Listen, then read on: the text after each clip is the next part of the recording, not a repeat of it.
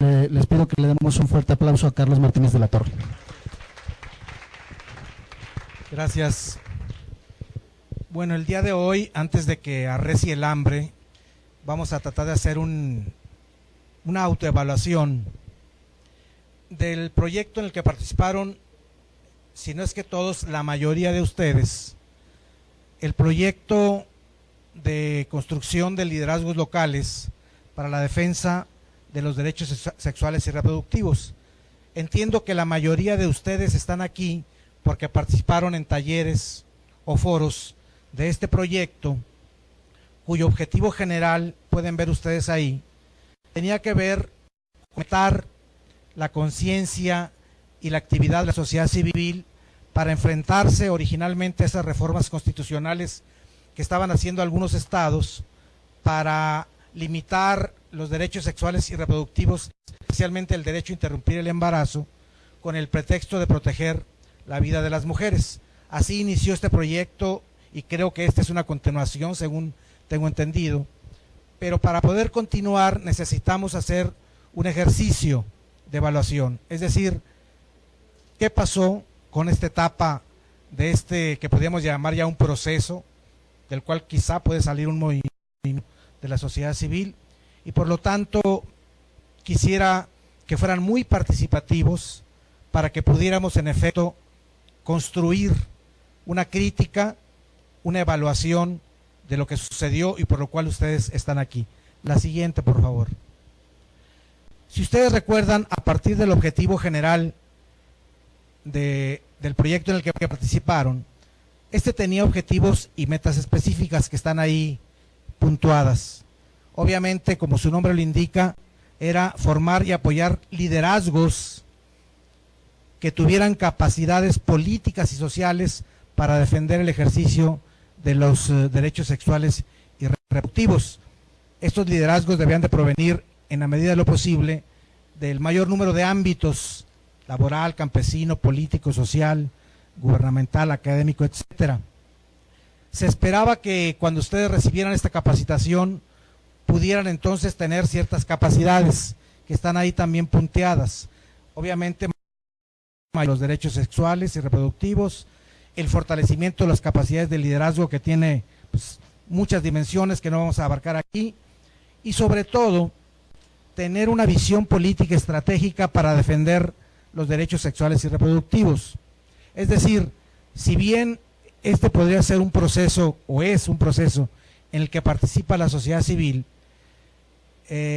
las organizaciones civiles saben, ahora mucho más que nunca, que para eso necesitan saber política, pero no política en el sentido tradicional que conocemos en México, ¿no? La grilla que hacen los partidos o los políticos, sino la política entendida como un arte, como una actividad que pone en contacto a la gente en la vida pública para obtener objetivos comunes, ¿no? Y no andarnos matando unos a otros, sino llegar a acuerdos, o por lo menos tratar de dirimir nuestras diferencias de una manera civilizada y con reglas.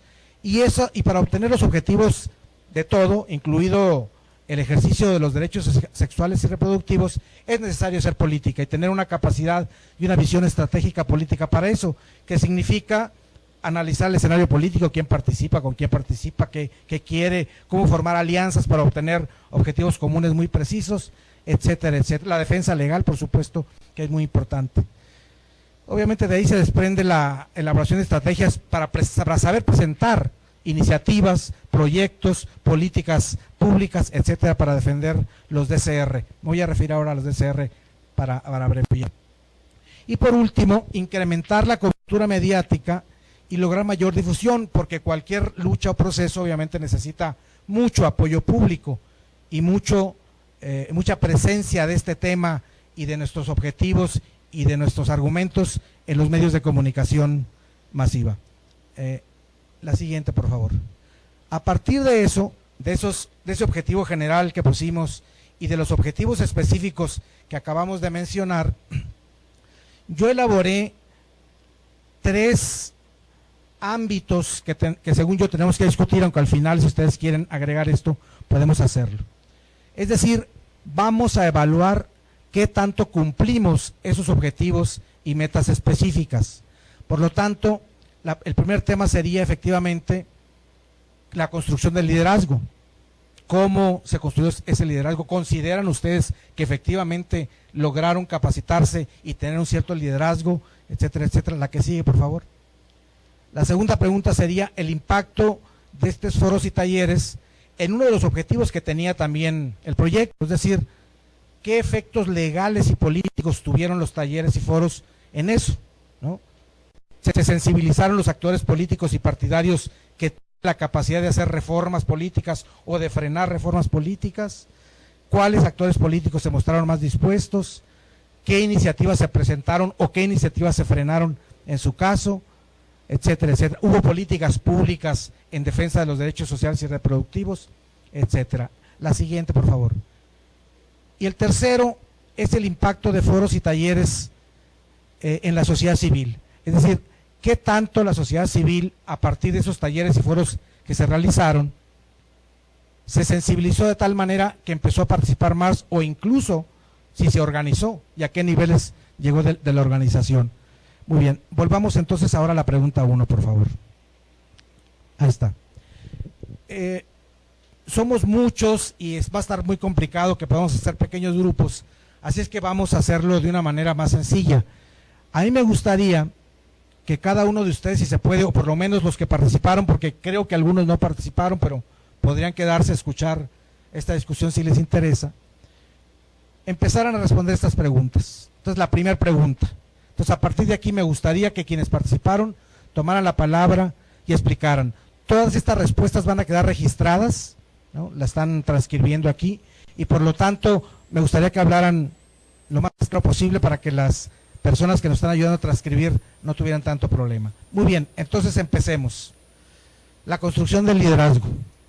¿Cómo percibe cada quien su capacidad de liderazgo de acuerdo con los objetivos específicos que buscaron? Es decir, ahora tiene mayor conocimiento sobre el tema, ha fortalecido sus capacidades, ¿qué tanto avanzó esa visión política y estratégica? Muy bien, entonces ahora la palabra la tienen ustedes. ¿Alguien quiere participar en esto? Adelante, por favor.